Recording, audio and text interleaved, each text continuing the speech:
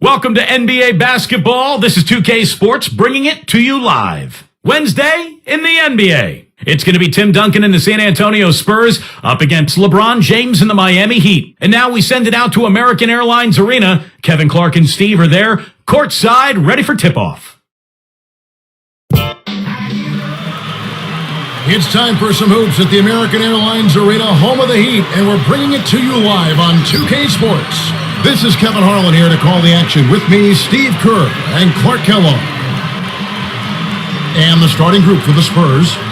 Parker and Manu are the backcourt. McDyess and Duncan, they're inside. And it's Jefferson in at the small forward. And for the Heat, Wade and LeBron are the wingmen. Joel Anthony is out there with Chris Bosh. And it's Chalmers in at the point.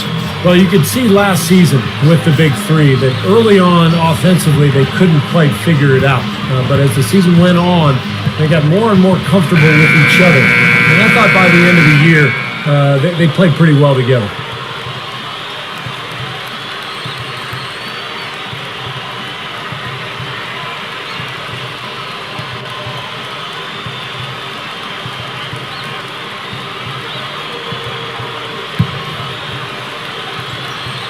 And the Spurs start out with the ball. Parker kicks to Jefferson. He's picked up by LeBron.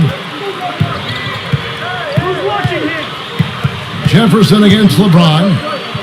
Here's Ginobili. Uncovered. McDyess. Good. And you're right, Steve, about what you said in regard to the Heat. You know, anytime you bring new guys together, there is a feeling out period. But, Clark, obviously, this was an extreme case. Yeah, I agree with both of you there. I mean, it just takes a lot of time and massaging when you have that much star power coming together for guys to figure out their roles and then accept their roles and excel in them. That's a three-pronged process. A lot. Yep. A lot to deal with. And Doris Burke caught up with Coach Greg Popovich. Doris? Well, he said to me, guys, with no degree of uncertainty, that their defense was what was likely to allow them to come out on top. He said from studying the tapes in the days before the game that in terms of their defense versus the opposing team's offense, this is a very favorable matchup for them. Let's watch and see, guys. Thank you very much, Doris. So it's mainly Clark and Steve about defense for them early on. Well, you know what I mean? It's pretty simple. The fewer points you allow, the fewer you have to score for yourself. I mean, that's elementary. Yeah, and particularly in this game, I think it makes sense. I mean, establish the defensive end of the floor, try to convert some buckets in transition off your defense, and try to take control of the game that way.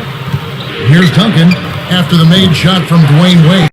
Well, there's so many questions a year ago about the Miami Heat and how the pieces would fit, in particular how Wade and LeBron would work out together. And I think they figured it out as the course of the year went on. And Wade ended up playing most of his minutes at the two-guard spot. Now Wade after the missed three from Tim Duncan. And again, it's Dwayne Wade. Wade's got his second bucket of the game to go. And guys, you just got to love this offensive skill set. I mean, that's what he does, and that's who he is. Backing him down is Duncan. No good. And it's the Heat taking it the other way. As we get back to Wade, Clark, is he best, as Steve was talking about, is he best at shooting guard? No question about it. I mean, that's what he does. He attacks. He keeps pressure on the defense. He can make tough shots. He can draw fouls. And off of his ability to be aggressive looking to score, then he can get other people's shots. But he's most suited to putting the ball in the basket. Parker's shot is off. The Heat with the lead, and they're moving it up. Jumps up, and it's Bosh, that time on the assist by Chalmers. Bosh has got his first 2 points. Here's San Antonio now, trailing by 4. Here's McDyess. Ginobili outside, buries it from three-point range. Ginobili's got himself going there, his first points of the game on the deep ball. And the Spurs were so consistent last year against the entire league. They were 23-7 against the East, and of course did pretty well against the West too. And so he draws the foul on the shot, a trip to the line to shoot 2. You talk about the East, you can talk about the West too, Steve. A lot of those teams probably glad they only have to face the Spurs 2 or 3 times a season if you're an Eastern Conference club. Kevin, always a really difficult matchup for anybody are the Spurs. I mean, they're just one of the toughest teams in the league. Experience, cohesive, together, extremely well coached. I mean, they epitomize what you want to see in a championship caliber team over a long period of time. I mean, their consistency has just been remarkable, and a lot of people share in the credit for that. Catching up on the changes with Miami. Haslam comes in for Joel Anthony, and Mike Miller subbed in for Chris Bosh. Boy, it really had to be deflating for the Spurs after winning 61 games in the regular season to be bounced out of the playoffs by the Grizzlies in the first round. And it raised some interesting and difficult questions for them moving forward. Splitter with the ball, covered by LeBron. 5 on the clock. Three-pointer, and again, it's the Spurs from deep. Going back, Clark, to that first-round upset, the second time an 8th seed has ever won in a 7-game series, and Spurs were thoroughly outplayed, Steve, by the Memphis Grizzlies. Zach Randolph, Marc Gasol. What a collection Grizzlies got by him. Yeah, that didn't feel like an 8th seed, did it? I mean, Randolph and Gasol so dominant in the front court.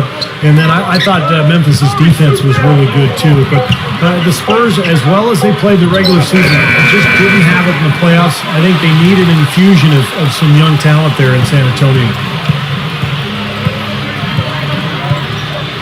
Parker with it. Still looking to get on the scoreboard. Here's Duncan, and it's good on the assist by Parker. It's a tie ball game. You know, that's a solid shot right there, Kevin. I mean, he's one of the better low-post finishers we'll see. Now 8 seconds separating the 2 clocks. It's stolen by Duncan. Excellent steal that time. Pesky defensive play on his part. From about 19 feet. Again, the Spurs good for 2. You have to love the vision to find the open man and get him the ball. LeBron with it.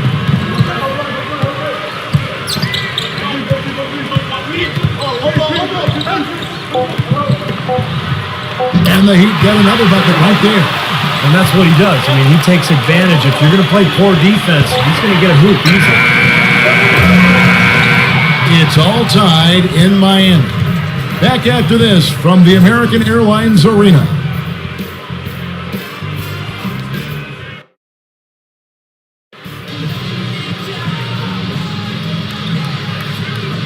Well, it's been a tight one so far as we get the second quarter going back here.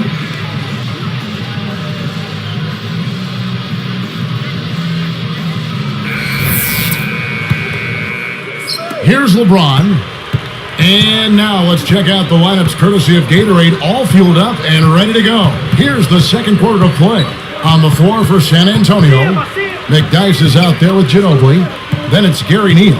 Then there's Blair. And it's Parker in at the point guard. Shot clock at 5.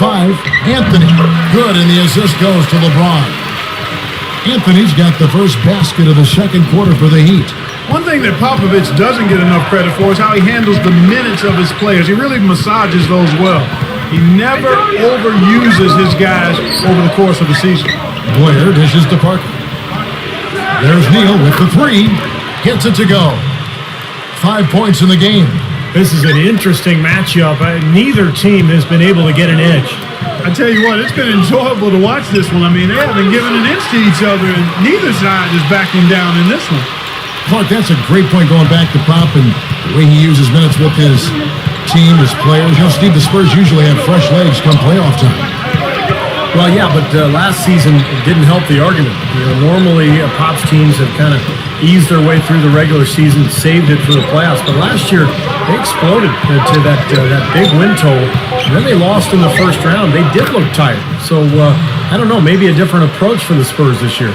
Guys, no one team gaining control early on. Give and take, back and forth, the whole way thus far. Yeah, 6 lead changes already, and as Rasheed Wallace once said, both teams playing hard, my man. Now here's LeBron. LeBron, left side. From the baseline. And it's Miami with another.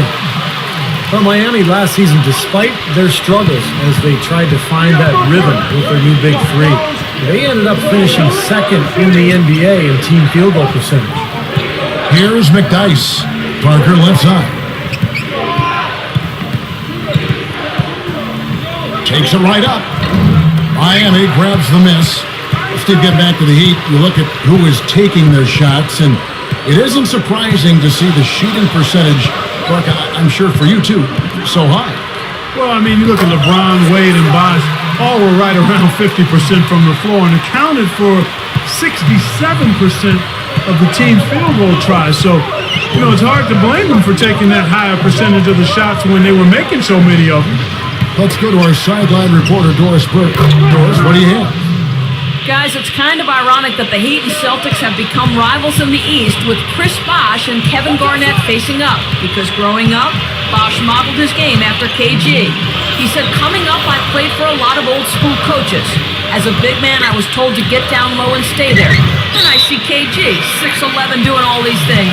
I thought maybe it's okay to start working on my jump shot and ball handling. The first time I played him, I was a little in awe, but I had to put it aside. I would have gotten killed if I didn't. And I realized that I might be able to do some things that he is able to do. But he has that fire that I want to learn too. And guys, for the skinny big men, it sure helps to have a little bit of an edge. Well, it sure does. Thank you, Doris. And you can see similarities in their games. I mean, the Heat could definitely benefit from Bosh emulating KG at the defensive end. And here's Wade. Manu Ginobili getting his 3 to go. Over Jefferson. Buries it from 14 feet. 8 points for Wade. Yeah, they are just lighting him up from mid-range area. Sometimes we forget about the value of the mid-range or in-between game. This team has made 8 of their last 10 with that shot, the in-between shot. Quite the interesting season for Chris Bosh last year. I mean, obviously more team success than he really enjoyed in Toronto, but individually, his numbers dropped a bit. I don't think it bothered him, though. He wanted to win. Now, here's Wade. 8 points for him. He's covered by Ginobili. Wade had him up in the air with the pump fake and then took advantage. Well, talking about Bosh's numbers from last season, Steve, his rebounding and his field goal percentage did drop off from the year before. Well, and his shooting percentages last year were really in line or even above his career numbers. So I thought Bosh had a good season. It just took him some time to kind of adjust to playing with his new team and a new style. But ultimately, Bosh made a big impact down there. Another open look, hits bottom from outside. Yep, and that's 3 of their last 5 makes from beyond the arc. Covered by Duncan. Miller outside. Jefferson picks him up. Just his first attempt. And another basket for Miami. That's 10 straight points on mid-range jump shots. To paraphrase a Bible verse that says love covers over a multitude of sins, good shooting does the same thing in basketball. Backing him down is Duncan. Releases, and there's the rejection. Here's Chalmers. Can't get it to go. Back after this from the American Airlines Arena.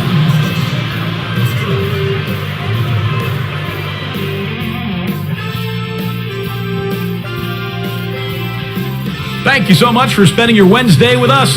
I'm David Bruce. Now for the HP Halftime Report. The Heat are giving it everything they've got. Just a once-in-a-season shooting performance we're seeing from them. They're wearing out the twine. For Dwayne Wade, things are going way too easy against the Spurs D. He's got 10 points, very few misses, a real nice shooting percentage from the floor. And on the other side, San Antonio just keeps scrapping. They've dialed in from long range an incredible shooting performance from outside. Manu Ginobili leads them in scoring. We've also seen some help out of Tony Parker. Nothing comes easy in the NBA, but these two are making it look so. Here are your top scorers. And that just about wraps it up for us here in the studio. Now let's get you back to Kevin and the crew for the second half.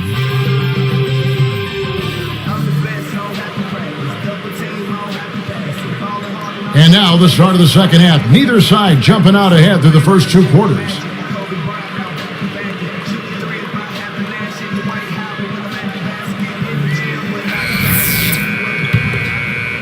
Here's Chalmers. Wade and LeBron fill out the wings. Chris Bosh is out there with Joel Anthony. And it's Chalmers in at the guard position. That's the group in the game for the Heat. Now here's Wade.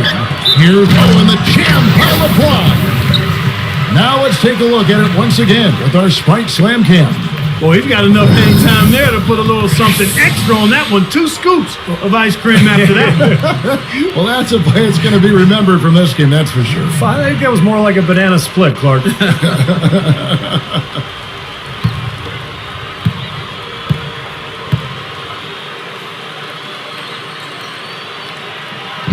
Free throw, no good for LeBron. And LeBron's numbers last season really slipped in the early part of the year as he tried to adapt to his new teammates and his new surroundings. But as the season went on, he became more and more effective. And that was one of the reasons he ended up with a career high in field goal percentage, right around 51% from the floor. Here's Chalmers. He's picked up by Parker. Now, here's Chalmers. LeBron kicks to Wade. Clock at 6. Wade, right side. No good. So the Spurs will take it the other way.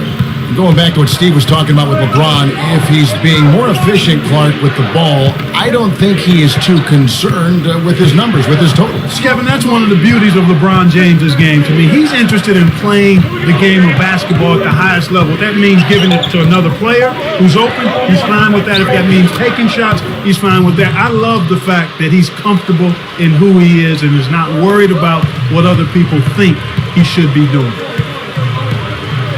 And Chalmers kicks to Wade. The leaner inside. San Antonio trailing here.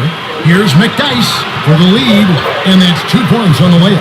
Clark and Steve, neither side has relented a bit in this back-and-forth affair. Well, 8 lead changes, Kevin, so far as the teams are battling it out here in the third. It's all building towards what could be a great finish. This will be fun to watch. And Doris Burke has a report for us from the sideline. Kevin, one of the storylines that emerged last year for the Spurs was that they wanted to get easier buckets. In order to do so, they hoped to utilize Richard Jefferson out in transition and take advantage of his athleticism. Greg Popovich said, "We work too hard to score. We're more built for it than we have been in the past." We'll see, guys, if it plays again this season. Thanks, Doris. You really don't think of the Spurs as a team to get up and down. Well, surprising goal given the age of their team.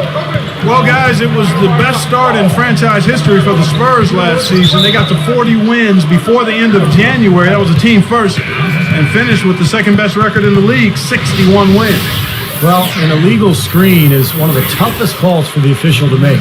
You know, I agree with you. You've got to have some sympathy for the referees when they have to make calls like that, but they get paid well, and they're the best in the business, so they can handle it. Here's what San Antonio's going with right now. Splitters checked in for McDyess, and Gary Neal subbed in for Tony Parker. And the layup is good. Now it's a 4-point Spurs lead. So, Steve, a team you used to play for, the Spurs, essentially a 50-win team for the last 13 seasons, including when you played for them, but they may be nearing the end of their championship window. At least some people think that.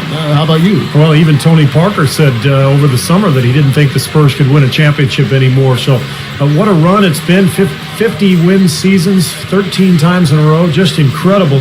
They'll still be very competitive, but this is not a championship team any longer. And Miami calls their first time out of the game.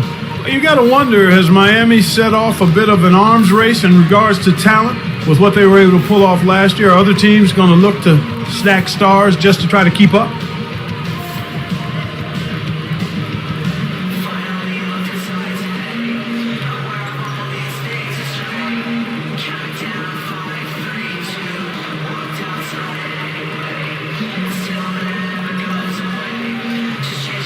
The Heat making a switch here. Haslam's checked in.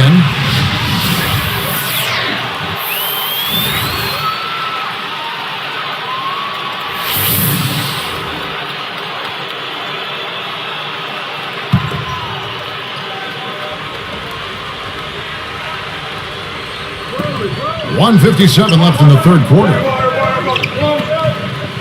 LeBron James on the wing. Soft touch off the glass. LeBron's now got 14 points. Like you brought up the stars wanting to play with each other. You know, Steve, it seems like that is the trend now in the NBA. Well, I think every player wants to play with great players. It's all circumstantial, really. If you're a free agent, and there's a team with cap room, and you've got a partner who you want to play with, and you can work it all out like Miami did, then that's great. But I think those circumstances are going to be few and far between. Now LeBron. Richard Jefferson missing on the three. The three ball. And LeBron gets it to go with the assist by Wade. Wade's got his third assist on the night. And San Antonio calls the first timeout of the game. He's in one heck of a groove with the scoring. They're going to talk it over and try to figure out how to slow him down.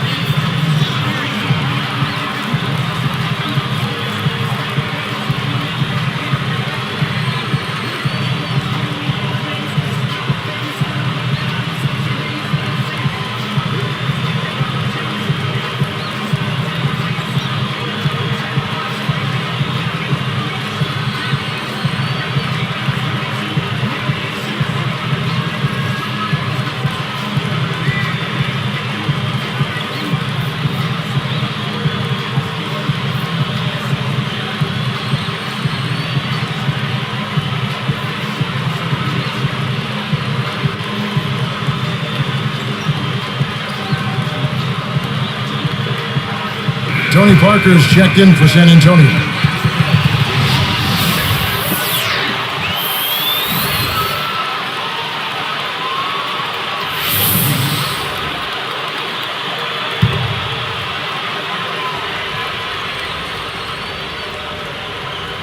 Here's Jefferson looking for his first bucket of the game.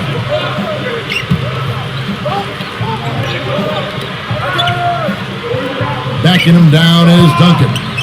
Goes up, shakes off the strong D and gets to the bucket for two. And the Spurs lead by one. So it's Miami now. LeBron is screen on Parker. And Chalmers kicks to LeBron.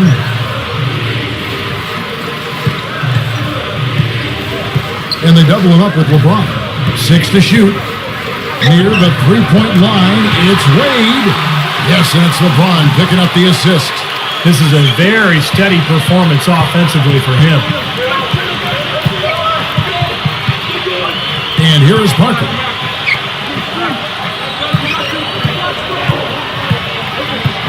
Duncan outside. Now Jefferson. Open look. And Parker with the basket on the assist by Jefferson. Parker's got 4 this quarter. Here's LeBron.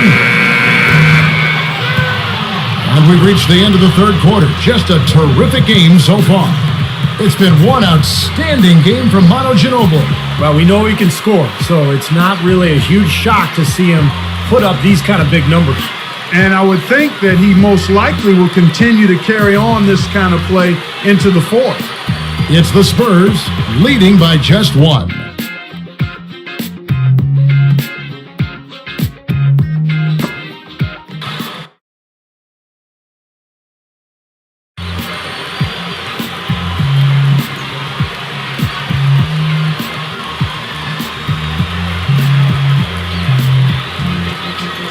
As the fourth quarter gets rolling here, let's check out our Sprite Spark of the Game, presented by Sprite. Hey, Doris. Hey, Kevin. Well, our spark of the game goes to the Spurs for that major surge. Things started opening up for them in the third quarter as they exerted their will onto this game, and they are in complete control as the game now heads into the fourth and final period, guys. All right, Doris, thank you. That run was a critical stretch, Clark, of the game. It sure was. I mean, once the pilot light was lit, they didn't let up. Well, offensively, it all came together for them, Clark, and it really allowed them to kind of take control of the game at that point. So with Duncan sitting on the bench, here's how the floor looks for Greg Popovich. Blair is out there with McDyess. Then there's Ginobili. And it's Tony Parker. And it's Neal in at the 2. There's Chalmers after the basket by San Antonio. He's picked up by Parker. Dishes it to Bosch. Blair on him. The jump hook. Bosch. That's good. You know, they're just getting hammered inside and really need to find a way to be tougher down there. They got to be physical. They got to man up in there. I agree. I mean, you look at the points they're giving up, most of them seem to be coming inside the paint. Now here's Ginobili. And it's Miller picking him up. Miller with the double team. And Blair gets it to go. and the Spurs lead by 3. What a great game. This looks like it's going to go right down to the wire.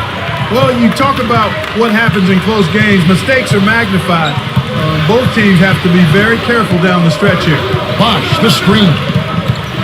Here's Wade. Missed inside.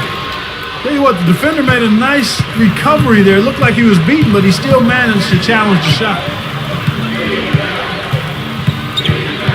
Chalmers against Parker. Kicks to Neal. Lets the 3 fly. That drops, and it comes off an assist from Parker. And it's a 6-point Spurs lead. Well, there's a big spread between these teams and how many of their baskets have been assisted on. But you have to give credit to them for how well they've been able to find the open man with that extra pass. And the Heat call time here. 25-16 were the Spurs on the road last season, guys. That tied for the 5th best road record in the league.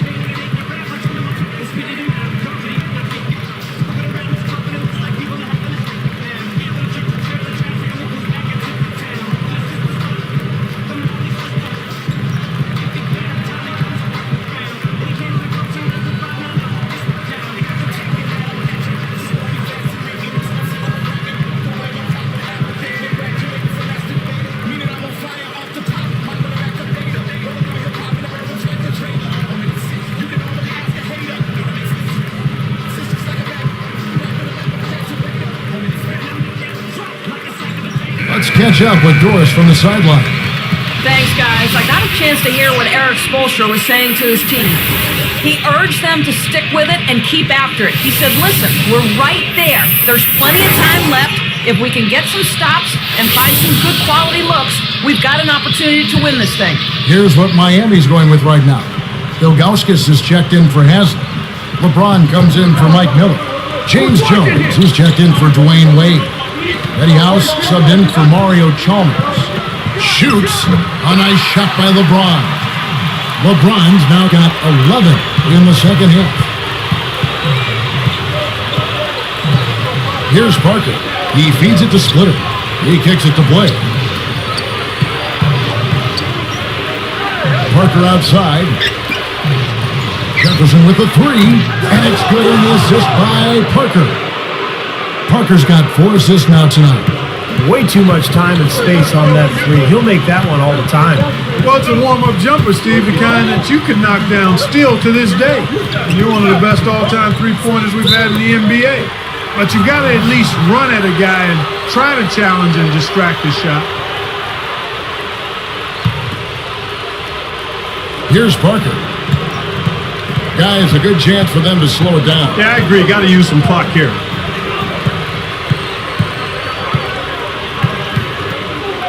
He dishes it to Jefferson. Shot clock at 6. From the high post. And another basket for San Antonio. This has been an offensive explosion, guys. They are on fire. How about a volcanic eruption, a flash fire? And defensively, I mean, your guess is as good as mine. They just hope that they cool off at some point. Timeout called, the Heat. They're behind by 9. 1:58 left in the fourth quarter. And the Heat with some changes. Udonis Haslem, he's checked in for Ilgauskas. Wade comes in for James Jones. And it's Chalmers in for Eddie House. Then for the Spurs, Antonio McDyess, he's checked in for Blair. Ginobili comes in for Splitter. And Gary Neal subbed in for Richard Jefferson. Now, here's Chalmers. From deep LeBron, that's good, and so Chalmers with the assist. 22 points for LeBron. No question about it, guys. He's been one of their best performers today. Spurs leading by 6. Parker with it. It's Ginobili outside, and it's good on the assist by Parker. Parker's got his 5th assist in this one. Here's LeBron, and Ginobili pulls it down. Ginobili's got 3 rebounds now in this one.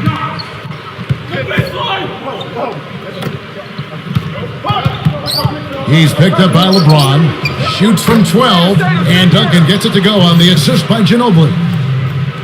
Ginobili's got 4 assists now tonight. And Chalmers kicks to LeBron.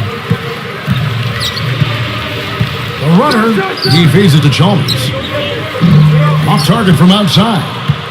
Here comes Manu Ginobili.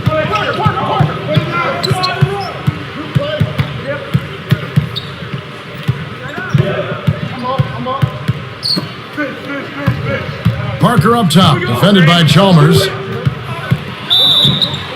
And he was fouled in the act of shooting. Chance here now for a three-point play. He's really done a nice job taking advantage of his opportunities in this half. Well, you look at the Spurs and you wonder how have they been so dominant these years. And it helps when you get a guy like Tony Parker with the 28th pick in the draft, a guy who's been an all-star a few times. Free throw good by Parker. Clark, you mentioned Parker's draft. He did fly under the radar, but that San Antonio team, Steve, once again uncovering a gem. Well, not a lot of guards had found success since coming over from Europe. More big men, if you look at history. But Parker really was one of the few exceptions. I mean, he came over here and immediately started for the Spurs and has been an all-star caliber player ever since. Man, where's the defense? I mean, this has been pathetic at both ends. Yeah, it has been pathetic defensively, but it's been exciting from an offensive standpoint. But if you like defense, then neither one of these teams deserves to win.